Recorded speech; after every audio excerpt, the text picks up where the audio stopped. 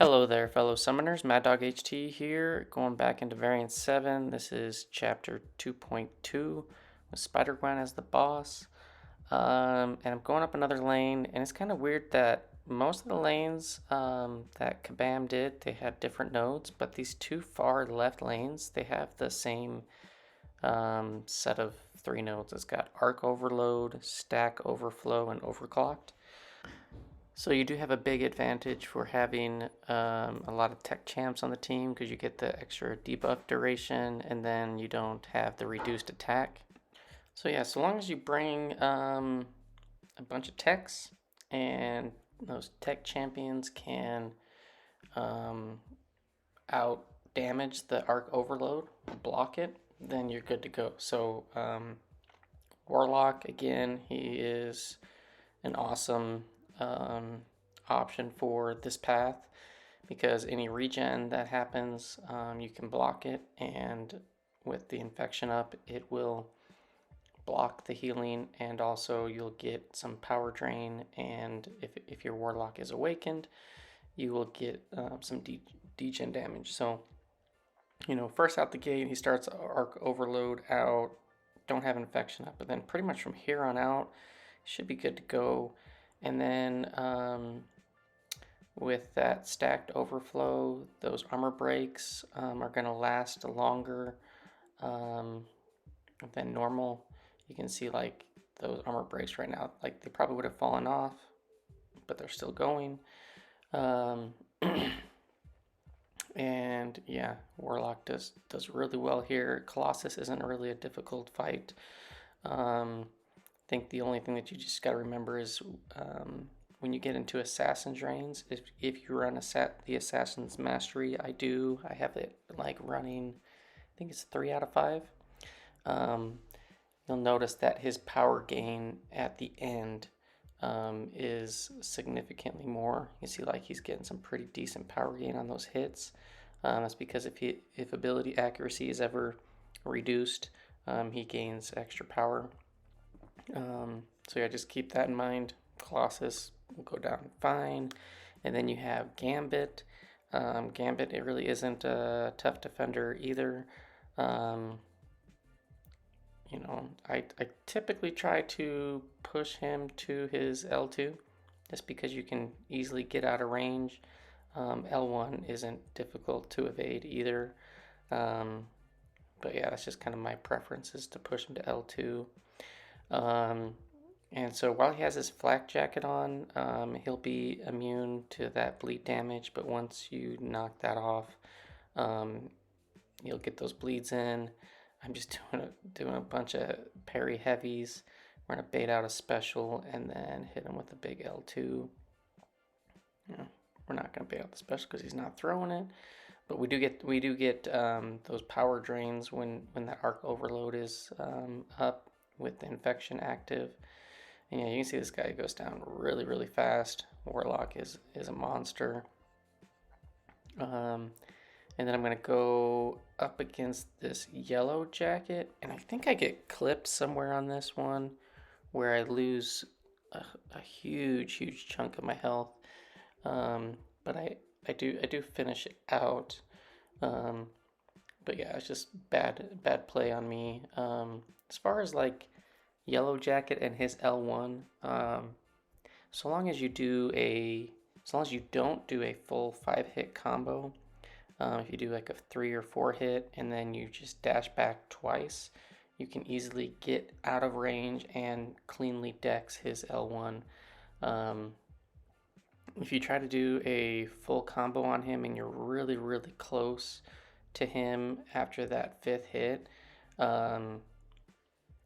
your timing has to be like spot on. It can still be done, but there's just like the window of when you do it is a lot less lenient. So that's kind of how I try to play Yellowjacket, is kind of do a 3 or 4 hit combo if I know that I'm going to be pushing him to L1 or past L1, and then just basically double dex back and you'll get out of range. Yeah, so there I get clipped, and ooh, Came so close to dying 5%, 4%. We're going to try to finish this off. I'm going to try to keep back, try to bait out a special, but I think ArcOverload's going to trigger. And I should have just finished him off right there with an L2. I don't know why I didn't do that, but I should have just thrown the L2 and he would have died. But I'm just kind of dancing around now. Oh, I think I was worried about how many radiation charges he has because, oh no, I end up dying. I don't remember that, but yeah, because if he goes like that full radiation, then like he'll just like totally kill you. So I do have max deep wounds, so one bleed at that 1% takes him out, and yeah, so we're gonna move up.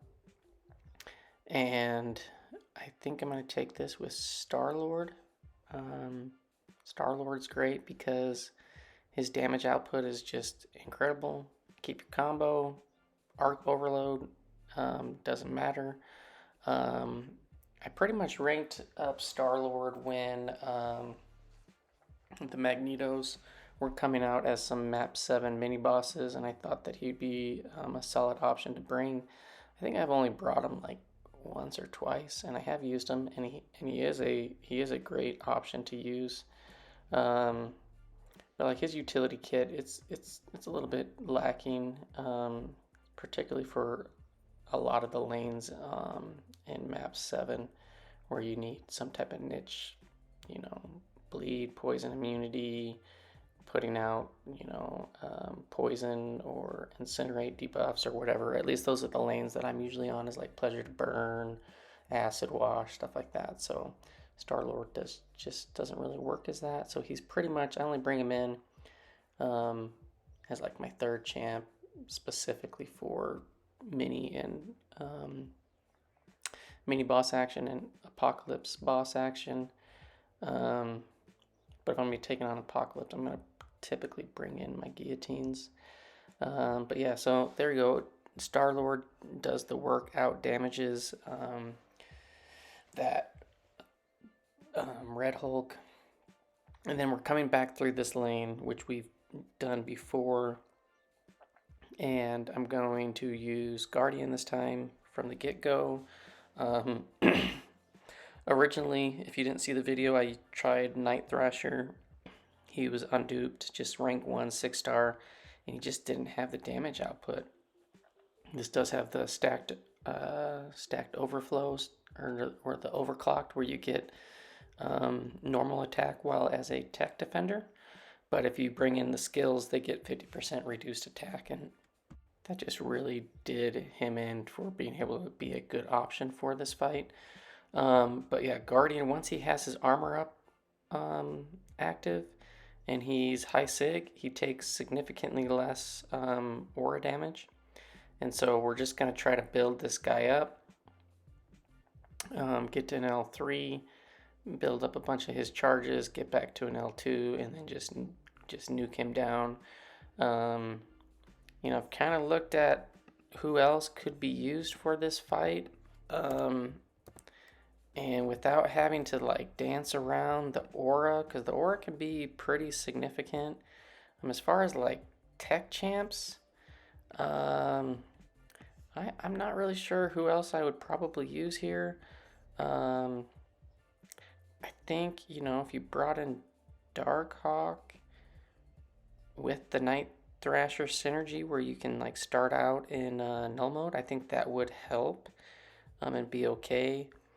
But there aren't any heroes that are immune to incinerate that I'm looking at. There's a few that can deal with it that are non-heroes, like Vulture. I believe he's immune, or I know he has some incinerate immunities. But yeah, there's just not a lot of options. You can try to burst them down with, like Star-Lord or something, but that could get sketchy depending on how frequently the aura comes up.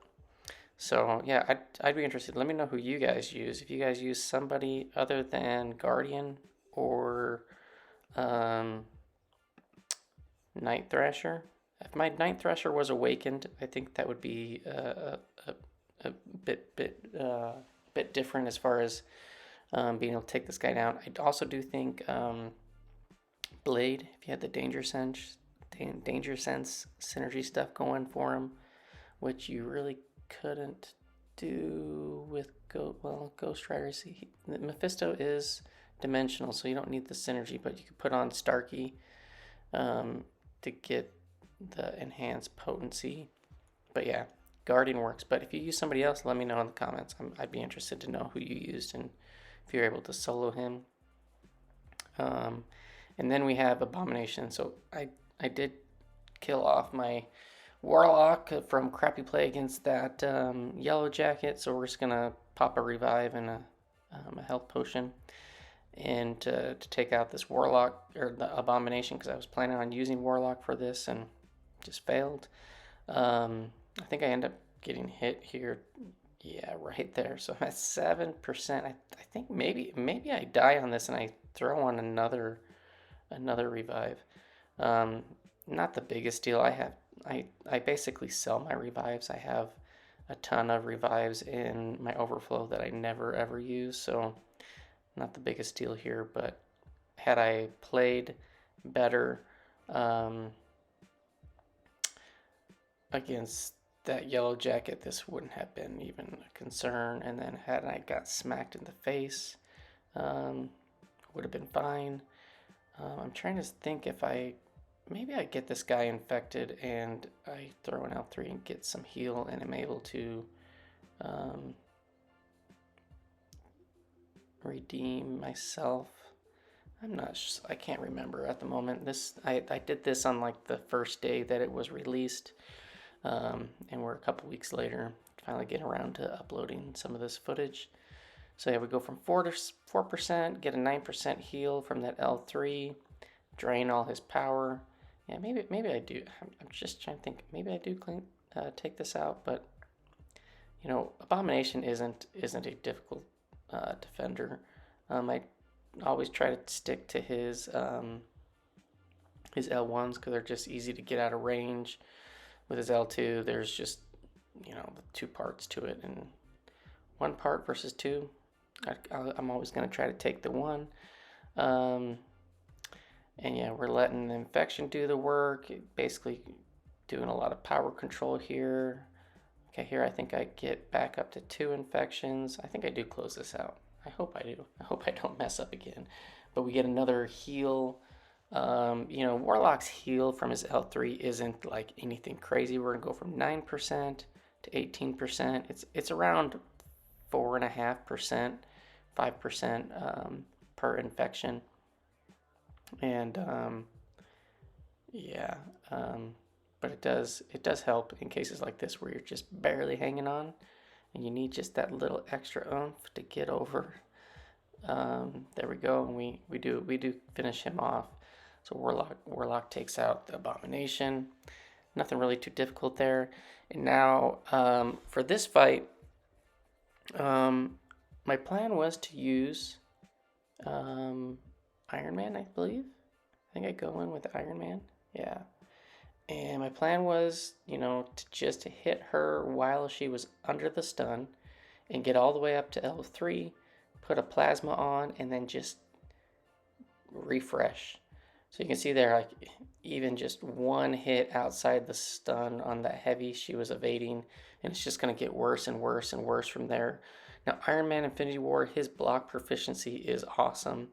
I also do have Guardian on the team, which is going to help for those parries. You can see like I'm going to be taking, I think, pretty much 0 damage for most, if not all, those parries.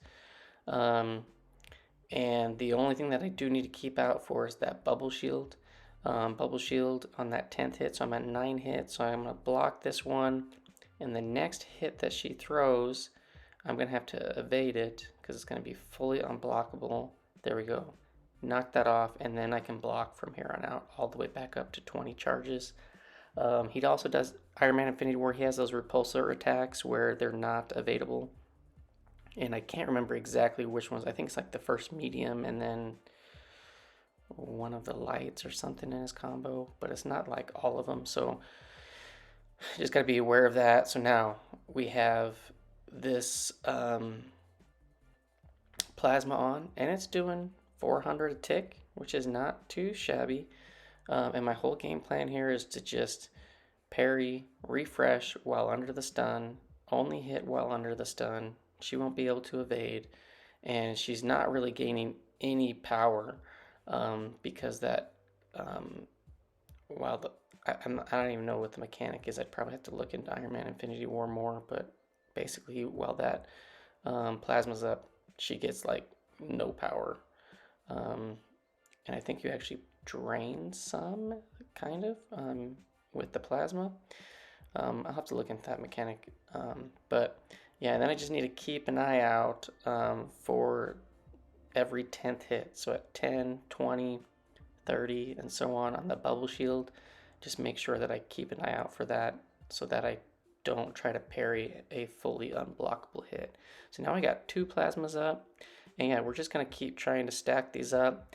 I do end up failing, but Iron Man Infinity War is, I mean, this is a simple strategy that I think anybody can do. As long as your parry game is on and you keep an eye out for the unblockables. Now, I just totally missed that L2 to get out of range, and I just sucked right there. But he can solo this, and I do attempt it on one more path, and I fail again, but he definitely can do it. And so I think I go in with the rest of my team, just trying to see how well they could do. But man, SpiderGwen's evade, it's no joke, man. Like, sometimes she's just on steroids, pretty much almost every hit. And then you also have Counterstrike working for you until you get to 10 Furies, and then she's fully unblockable. And if you're kind of needing those parries to get your hits in, yeah, it just doesn't help. And I get hit again off of her special attacks, which I don't know, like towards the end of this day, I just felt like, I don't know, maybe I was just tired or what, but man, like a lot of my deck scene and stuff, just trying to get out of range was just terrible. There I get smacked again. I know when I fight the final Morales boss in 3.2, man, I sucked it up pretty good. But I'll be sure to post the videos because I'm posting everything, good or bad. This is just my real runs, trying to smash this out as quick as possible. And then I'm pretty certain I just finish her off with Nick Fury. And yeah, once you get 5 tactical charges, which on that first L1 you get 4, and then on this next one I'm up to 8, so now she can't evade. Shut her down. Nick Fury is a beast for this fight. So yeah, definitely recommended if you have him. Excellent counter for this SpiderGwen. And then just keep an eye on those bubble shield and the Counterstrike. And yeah, you're good to go. So that's it for this path. Got the clear. And thanks for watching, fellas. And I will see you guys in the next one. Thanks and peace out.